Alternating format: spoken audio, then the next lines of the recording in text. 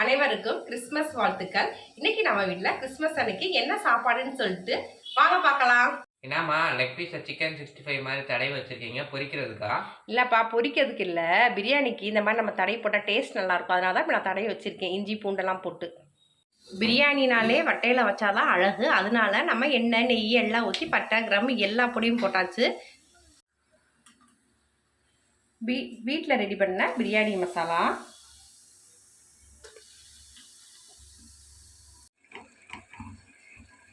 இந்த மாதிரி போட்டோன்னு வச்சுக்கோ தம்பி, சூப்பராக இருக்கும். அந்த பிரியாணியோட அந்த ஃபுல் ஃப்ளேவர் இதில் இருக்கும். நல்லா அந்த பீஸை சாப்பிட நம்மளுக்கு சூப்பராக இருக்கும்.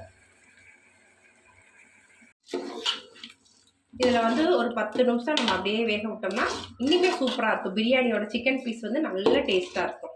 அம்மா பிரியாணி ரெடி ஆயிடுச்சா? இந்த ரெடி ஆயிடுச்சு பரத்து. இது தம் போட போகிறேன் அம்மா. இது என்ன குழம்புமா? இது நாட்டுக்கோழி குழம்பு அம்மா ரெடி பண்ணிட்டு இருக்கேன். நீ நாட்டுக்கோழி வந்து மிளகு வறுவல் வேறு ரெடி பண்ணணும். நல்லெண்ணெய் ஊற்றி நம்ம வெங்காயம் தக்காளி நம்ம வதக்கிக்கலாம். கோழி மிளகு பட்டலுக்கு இந்த மாதிரி செஞ்சு பாருங்க. நாட்டுக்கோழியை பயங்கர டேஸ்ட்டாக இருக்கும். இப்போ வேக வச்ச நாட்டுக்கோழியை நம்ம இதில் சேர்த்துக்கலாம். இஞ்சி பூண்டு மிளகு சீரகம் சோம்பு கசகசா பட்டை கிராம்பு அன்னாச்சிப்பூ இதெல்லாம் போட்டு நம்ம அரைச்சி ஊற்றி அதையும் போட்டு நல்லா நம்ம வதக்கிக்கலாம். ஒரு 2 ஸ்பூன் போட்டுக்கலாம். மிளகாத்தூள் 1 ஸ்பூன் போட்டுக்கலாம். கரம் மசாலா 1 ஸ்பூன், மிளகு 1 ஸ்பூன். நம்ம இன்னி கொஞ்சம் இறக்கும் போது போட்டுக்கலாம். இது தேவையான உப்பு போட்டு நல்லா கொதிக்க விட்டுக்கலாம். நம்ம வந்து பிரியாணி திறந்து பார்க்கலாம். நல்லா உதிரி உதிரியாக சூப்பராக வந்திருக்கு பிரியாணி.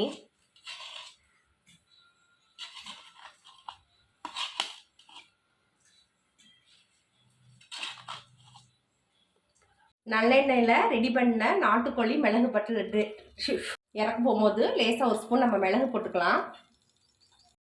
நல்ல எண்ணெயில் செஞ்ச நாட்டுக்கோழி மிளகு பரட்டல் ரெடி. இப்போ வந்து நம்ம கொத்தமல்லி தழை தூவி இறக்கிக்கலாம்.